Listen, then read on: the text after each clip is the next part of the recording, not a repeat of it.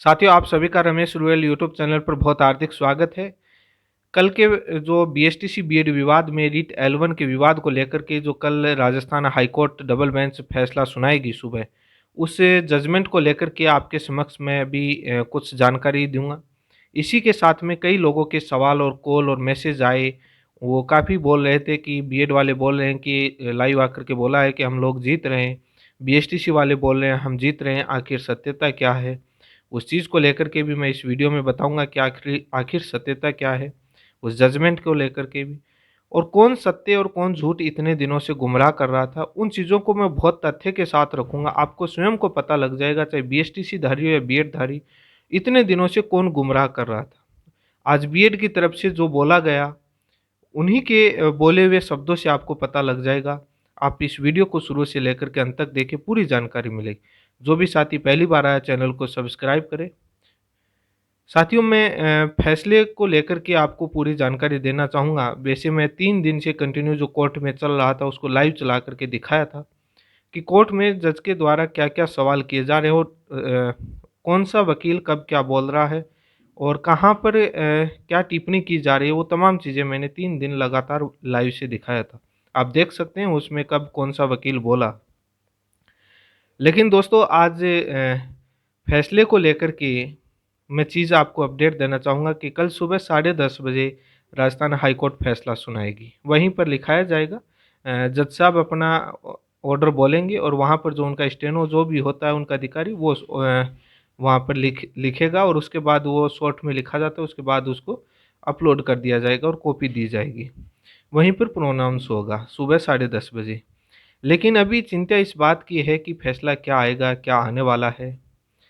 दोस्तों, मैं आपको फैसला क्या आएगा इस बात पर मैं आने से पहले एक बिंदु पर चर्चा करना चाहूँगा। इतने दिनों से जो झूठ फैलाया जा रहा था और बीएड के नेता जो हैं कितने झूठ बोल रहे थे, ये चीज़ अभी मैं इस वीडियो में बताऊँगा।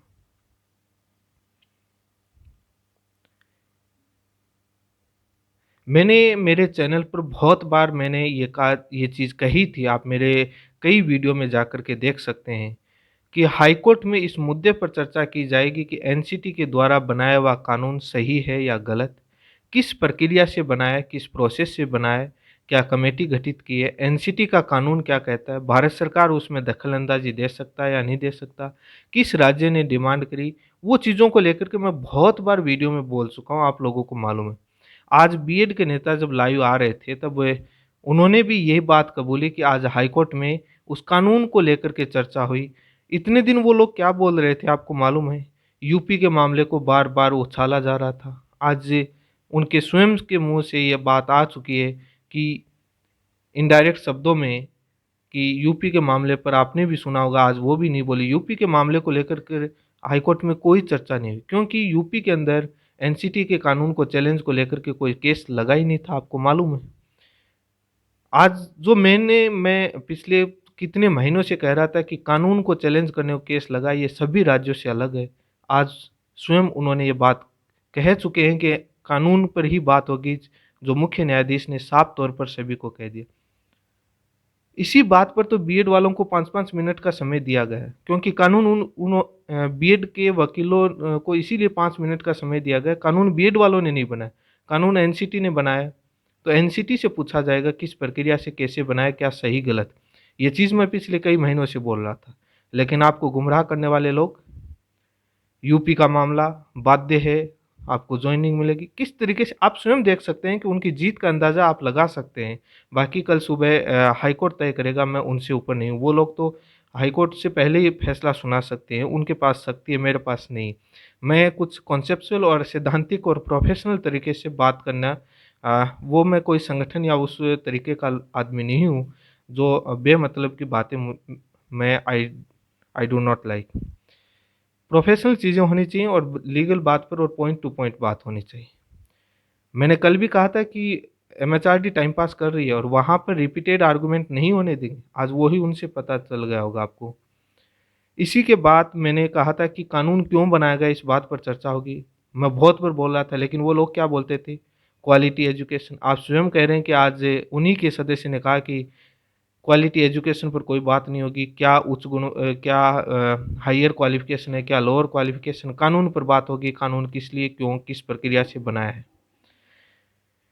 कंपटीशन की वो बात करते थे बार-बार, कंपटीशन, ओपन कंपटीशन, उस मुद्दे पर कोई बात नहीं हुई। उनकी सभी जो आपको सोशल मीडिया पर जो दलील देते थे, पता लग गया होगा कि कोर्ट ने उन सभी दलीलों को सुनने से इनकार कर दिया।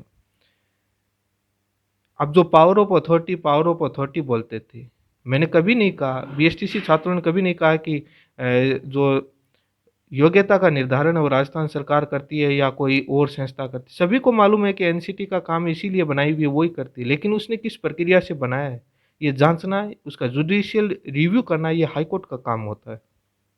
लेकिन वो लोग पावर ऑफ अथॉरिटी, किसने कहा कि पंजाब सरकार बनाती है, हिमाचल सरकार बनाती है, केंद्र दिल्ली सरकार बनाती है, सभी को मालूम है। किसने कहा कि माध्यमिक शिक्षा बोर्ड बनाता है, बीकानेर निर्देशालय बनाता है योग्यता। योग्यता निर्धारण तो उसी को टीचर एजुकेशन का जिम्मा दिया, सभी को मालूम है। मतलब बेमतलब का मुद्दा बनाया जा रहा था। लेकिन मैं फैसले पर आऊँगा, मैं कुछ पॉइंट आपके समक्ष रखना चाहूँगा। जितनी दलील बीएड के नेता रखते थे, आपके सोशल मीडिया प्लेटफ़ॉर्म पर, आप स्वयं आज उनके मुँह से ये बातें आ रही हैं कि क्वालिटी पर कोई बात नहीं हो रही थी कोर्ट में, हायर लोअर क्वालिफ़िकेशन पर कोई बात नहीं हो रही थी। डेटा पर बोल रहे थे कि सरकार ने डेटा पर बात करी, बीएसटीसी इतने लाख हैं, इसको खारिज कर दिया। उनको ये नहीं मालूम, जब कानून बनाया गया था 30 मई का लेटर, 12 अप्रैल का लेटर, एनसीटी की जो मीटिंग की नोटशीट है उसमें डेटा पर बात की हुई, इसलिए उसका काउंटर रिप्लाई बीएड और बीएसटीसी और राजस्थान सरकार ने जवाब दिया था। उनको मालूम नहीं है वो रिप्लाई दिया था, उनका लेटर पढ़ लेना चाहिए था, या अपने वकील के पास जो फाइल है उसी को पढ़ लेते बीएड नेता। मैंने एक वीडियो अपलोड किया था कि यूपी के मामले में सुप्रीम कोर्ट की टिप्पणी के अनुसार राजस्थान के छात्रों ने केस लगाया। ये वीडियो आप मेरे चैनल पर देख सकते हैं। इसीलिए लगाया था। कोर्ट ने सुप्रीम कोर्ट ने कहा था, वही किया था कि आप कानून को चैलेंज को लेकर के केस लगाए, वही लगाए। इसीलिए सुप्रीम कोर्ट के यूपी के मामले की यहाँ पर चर्चा नहीं हुई। बीएड के वकील को 5 मिनट का समय इसीलिए दिया गया, आप लोगों के समझ में आ चुकी होगी, और वो लोग कबूल, इस बात को आपको अंदेशा उनके, यदि आपको मैं झूठ बोल रहा हूँ तो आप उनके वीडियो पीछे के देख सकते हैं और मेरे वीडियो पीछे के देख सकते हैं, आपको पता लग जाएगा कि सत्यता क्या है। कभी भी हाई कोर्ट में कानून बनाने की प्रक्रिया, एनसीटी कानून, मैंने एक वीडियो, कई बार वीडियो में बोला कि एनसीटी के कानून, एनसीटी एक्ट 1973, 93 के सेक्शन 31, 32, 33, 29, आरटी एक्ट, उन पर बात करता था। कभी वो लोग बात करते थे? आज स्वयं कह रहे हैं कि आरटी एक्ट पर बात हो रही थी, एनसीटी के एक्ट पर बात हो रही थी। मैं उस वो ही चीज़ें मैं एक सेक्शन बताता था।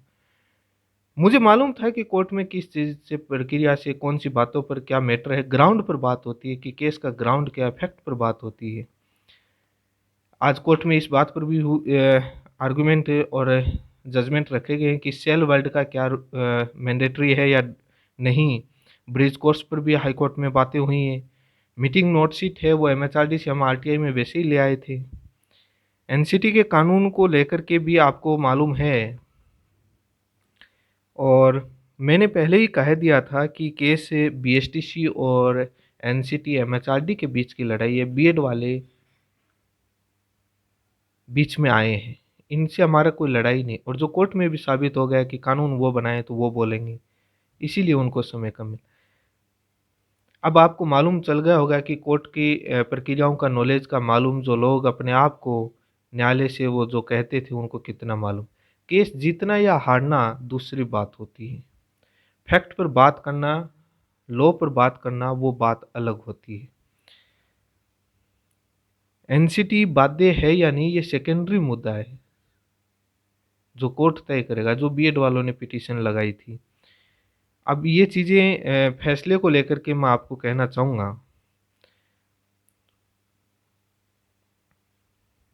मैं फैसले को लेकर के आप लोगों को कहना चाहूँगा, आप कल सुबह तक का इंतज़ार कीजिए। मेरे हिसाब से यदि आप जानकारी लेना चाहते हैं फैसले को लेकर के, तो कल आपकी हर हाल में जीत होगी।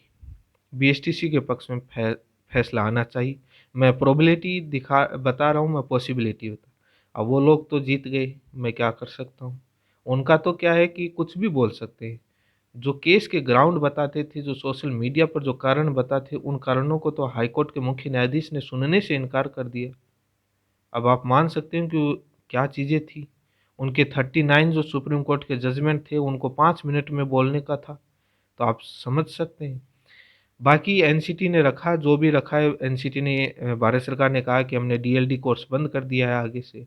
उसकी भी आरटीआई मेरे पास थी, वहाँ पर कोर्ट में रखी गई है। तो इसीलिए मैं कहता था कि सभी राज्यों की पॉलिसी अलग है, सभी राज्यों से ये राजस्थान का मैटर अलग है, यहाँ से अलग ही ग्राउंड है, अपील है। यूपी का मामला, बिहार का मामला, तमाम राज्यों की चर्चा करने की ज़रूरत ही नहीं है, चाहे दिल्ली सरकार का हो। उनकी बातों को आप देखोगे तो आपको पता लग जाएगा कि उनको केस की और कोर्ट की नॉलेज की कितनी है। भले ही केस कौन जीतता है ये कल तय करेगा।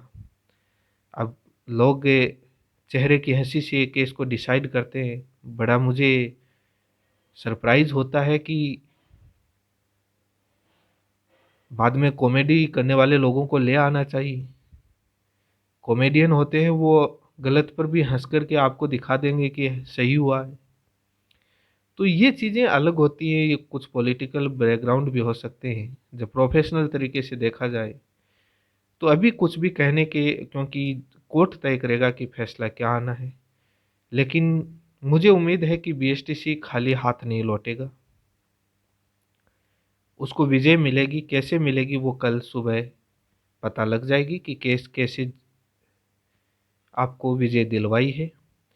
समिति की तरफ से बाकी पूरी अपडेट होगी, आपको दी जाएगी। सभी बने रहें कल फैसले को लेकर के, और जो शहीद स्मारक पर जो भी लोग पहुंचना चाहते हैं जश्न मनाने के लिए, वहां पहुंचें। और बाकी उनकी सत्यता की जानकारी, आप पीछे के उनका इतिहास, उनके वीडियोस देखोगे और मेरा वीडियो देखोगे तो आपको पता लग जाएगा कि किस तरीके से गुमराह किया गया। मात्र 5 मिनट बोलने के लिए, जिसके जो ग्राउंड थे वो उनको ये मालूम नहीं कि कोर्ट में किस मुद्दे पर बहस होगी, और जनता से पैसे इकट्ठे किए जा रहे थे। 5-5 हज़ार रुपये, 2-2 हज़ार रुपये, आज 25-30 लाख रुपए शायद इकट्ठे हुए। मुझे जानकारी दी है, मुझे कन्फर्मेशन नहीं है। अब आप स्वयं डिसाइड कर सकते हैं कि सत्यता क्या है। मेहनत करना अपने हाथ में था, आपके हाथ में था। अब कल जो भी निर्णय होता है उसके बाद आपको पूरी अपडेट दी जाएगी, कल सुबह क्या जजमेंट आता है। इसी के साथ आप सभी का बहुत बहुत धन्यवाद, और फैसले का इंतज़ार कीजिए कल सुबह। मुझे उम्मीद है कि आपको जीत मिलेगी, बीएसटीसी की जीत होगी, मुझे उम्मीद है कोर्ट पर। और जो मुझे विपक्ष कुछ भी कहेगा, देखो ग्राउंड होता है, हर का अपना एक स्टैंड होता है। जो विपक्ष है, जब तक मतगणना होकर के रिजल्ट डिक्लेयर नहीं किया जाता है, तब तक यही कहा जाता है कि हम आगे चल रहे हैं और हम जीतेंगे। वो चीज़ें अलग होती हैं। इसी के साथ आप सभी का बहुत बहुत धन्यवाद। बाकी कोर्ट की प्रक्रिया आपको देखनी हो तो आप 2 दिन में क्या हुआ, कौन सा वकील कितनी देर बोला, वो भी आप मेरे टाइम डिसाइड से उस समय लाइव से देख सकते हैं। पता